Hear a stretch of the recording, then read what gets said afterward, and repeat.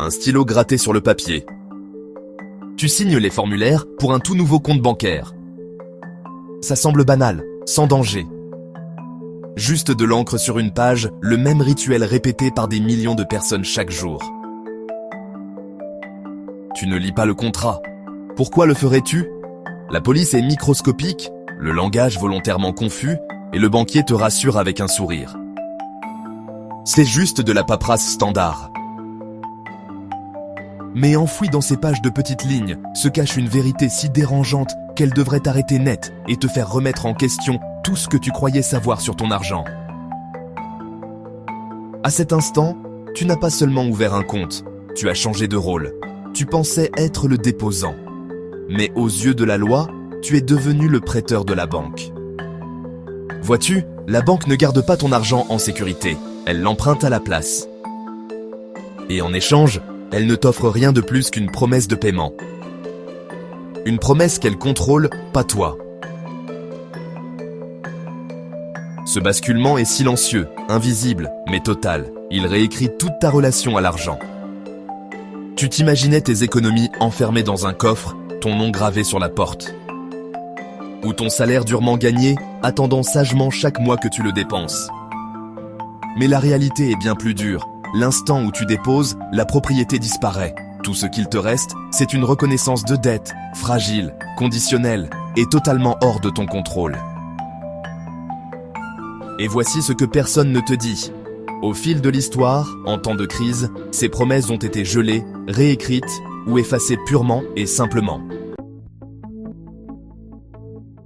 Dans l'épisode 1, nous avons révélé le piège bancaire, le fait que l'argent sur ton compte n'est pas vraiment le tien. Nous avons expliqué comment il perd silencieusement de la valeur en restant sur ton compte, et partagé 5 étapes simples pour protéger ton accès au cash dès aujourd'hui. Nous avons aussi présenté le livre numéro 1, The Simple Path to Wealth de J.L. Collins, l'un des guides les plus clairs et pratiques vers la liberté financière. Tu trouveras les liens vers le livre et l'épisode 1 dans la description ci-dessous. Dans ce deuxième épisode, je vais te révéler les clauses cachées et les astuces légales dissimulées dans les petites lignes. Ces mêmes règles qui permettent aux banques d'utiliser ton argent comme le leur.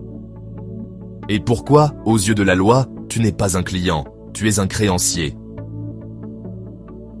À la fin de cet épisode, tu ne comprendras pas seulement la vérité cachée sur les banques, tu auras une feuille de route claire et pratique pour protéger ton argent, faire croître ton patrimoine en sécurité et faire en sorte que le système travaille pour toi, au lieu de l'inverse.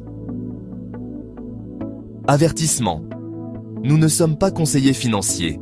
Ceci est à but éducatif et divertissant uniquement. Consulte toujours un professionnel qualifié avant de prendre toute décision financière. Bienvenue à nouveau. Voici l'épisode 2 de notre série en 10 parties. Ton argent à la banque n'est pas le tien. Si tu as manqué l'épisode 1, pas d'inquiétude, tu le trouveras dans la description où il s'affiche peut-être à l'écran en ce moment. Le regarder d'abord aidera à mieux comprendre celui-ci. Mais honnêtement, tu peux rester sans problème. Voilà le deal.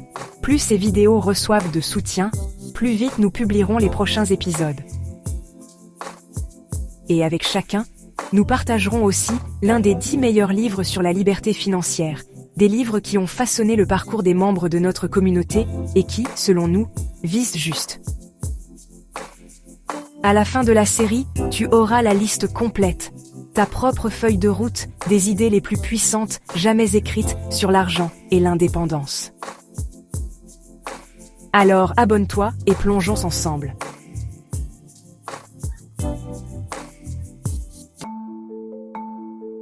Dévoilons maintenant les petites lignes que personne ne lit.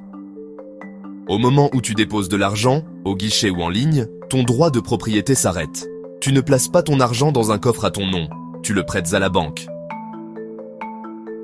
Imagine que tu donnes les clés de ta voiture à un voiturier, mais ce voiturier ne se contente pas de la garer. Légalement, il peut la louer, encaisser les profits et même exiger un préavis avant de te la rendre. C'est exactement ce qui arrive à ton argent.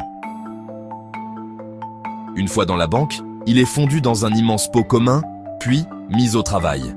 Tes dépôts se transforment en prêts, en crédits immobiliers, en financement d'entreprises, et même en paris spéculatifs sur les marchés mondiaux.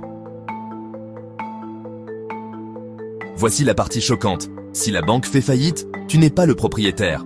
Tu es juste un créancier non garanti de plus, attendant ton tour derrière les détenteurs d'obligations et les contreparties de produits dérivés. Et ce n'est pas tout. Si tu dois de l'argent à cette même banque, prêt, découvert, carte de crédit, elle peut légalement prendre les fonds de tes autres comptes pour couvrir ta dette, sans avertissement, sans permission, disparu. Toute cette relation bascule selon ton solde. Solde positif. Tu es le créancier, celui qui prête de l'argent. Mais tu n'as aucun contrôle, aucun pouvoir, et la plupart du temps, la banque te rend ton argent sans rien de plus. Elle gagne. Tu perds. Solde négatif. D'un coup, la situation s'inverse. C'est toi qui dois à la banque. Tu deviens le débiteur. Et que se passe-t-il alors? Frais de découvert, intérêts accumulés. Et si tu prends du retard, ton score de crédit est détruit. Pose-toi la question, quand tu leur prêtes ton argent, te récompensent-ils? Non. Mais quand tu leur dois, te punissent-ils? À chaque fois. Quelle que soit la situation, la banque gagne. Et toi tu perds. Ce n'est pas une théorie du complot, c'est simplement ainsi que fonctionnent les lois bancaires modernes. Tout est écrit dans ces petites lignes que tu ne lis jamais. Alors souviens-toi, tu ne possèdes pas vraiment le chiffre inscrit sur ton compte, tu ne possèdes que la promesse de la banque de te le rendre. Voilà pourquoi, dans l'épisode 1, nous avons partagé 5 étapes de protection pour te sécuriser. Tu trouveras ces étapes écrites dans la description et les commentaires, pour les garder sous la main. Et voici une 6e étape, spécifique à ce que nous venons de voir. Garde toujours une petite marge dans ton compte courant.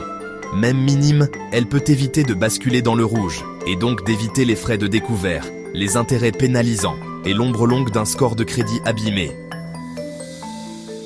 Ce n'est pas de la paranoïa, c'est de la préparation. Les banques jouent selon leurs règles, alors tu dois jouer plus intelligemment.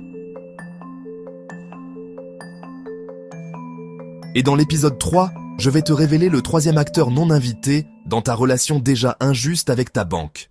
L'État. Il peut geler ton argent d'abord, sans avertissement, et poser les questions ensuite. C'est encore pire que d'être un créancier non garanti.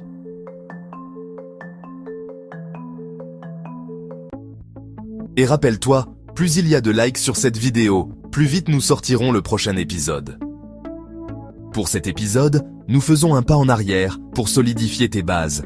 Notre choix de livre est un classique intemporel, L'homme le plus riche de Babylone, de George S. Clason. Ce livre utilise de simples paraboles pour enseigner les principes fondamentaux de l'épargne, de l'investissement et de l'évitement des dettes, en ancrant ton parcours dans une sagesse éprouvée par le temps. Maintenant, les choses vont s'accélérer. Et ce ne sont pas des théories du complot, ce sont des réalités cachées. Dans l'épisode 3, nous passerons du contrat caché avec ta banque aux lois hostiles qui donnent au gouvernement le pouvoir sur ton argent. Et bien sûr, nous révélerons le prochain livre sur ton chemin vers l'indépendance financière. Abonne-toi pour ne rien manquer.